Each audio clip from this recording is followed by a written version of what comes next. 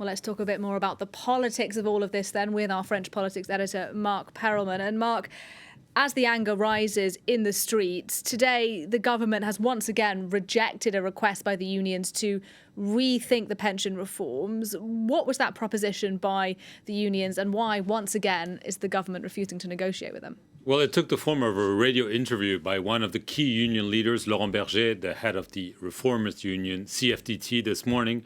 On the radio, he said, we need to hit the pause button.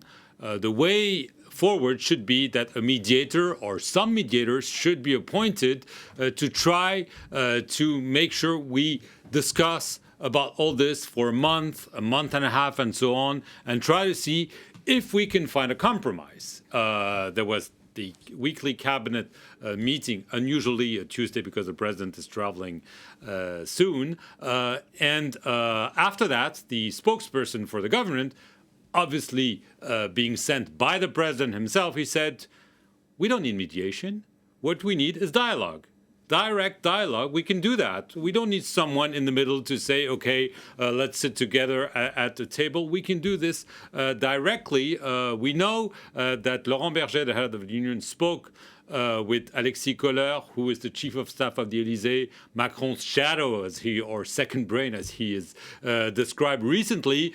So there are some efforts on both sides to try to find an exit ramp, because right now everything is stuck, at least publicly. And today we saw that. We saw essentially the unions offering an olive branch, the president saying no. And after that, Laurent Berger himself, well, we can't continue like this. We can't continue making offers, being slapped in the face. This is not the way to dialogue. So really, we seem to be at a dead end right now.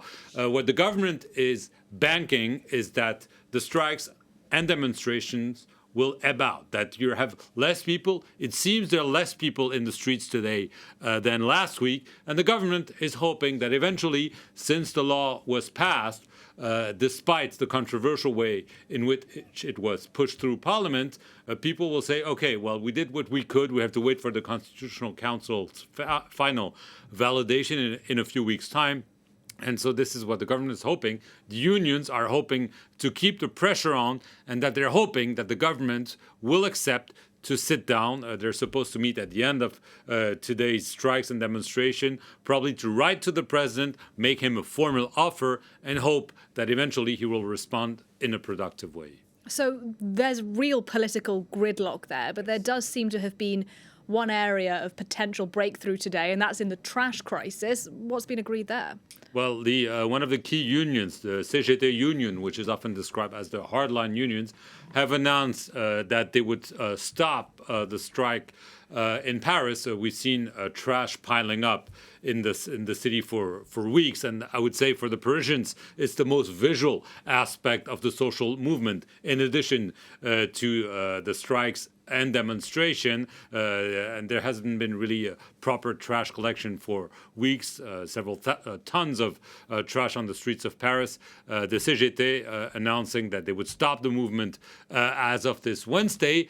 Does this portend that there could be further compromise? I don't think so, but at least this is some good news for the Parisians. I should also add that more broadly, yes, you see lots of people demonstrate, but the numbers or the percentage of people striking is not very high, both in the transportation area, education, hospitals, and so on. So this is what also the government might be reading into this. They are seeing that, yes, there are demonstrations, but the strikes have not been as strong, quote unquote, as they've been in past movements. We'll have to see how this plays out in the coming days. They will be crucial to determine what will happen to this movement. Marc Perelman, thanks very much.